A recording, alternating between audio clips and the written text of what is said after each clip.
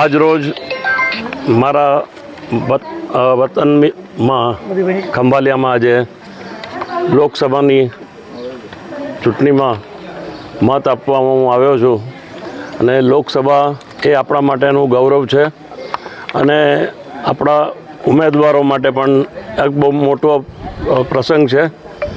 દેશને મજબૂત કરવા માટે મતદાન આપણે ચોક્કસ કરવું જોઈએ.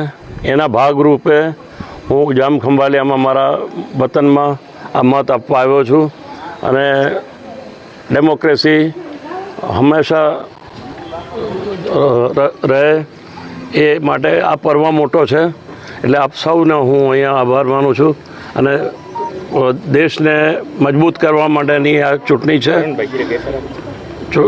આ ચૂંટણી દેશને મજબૂત કરવા માટેની છે.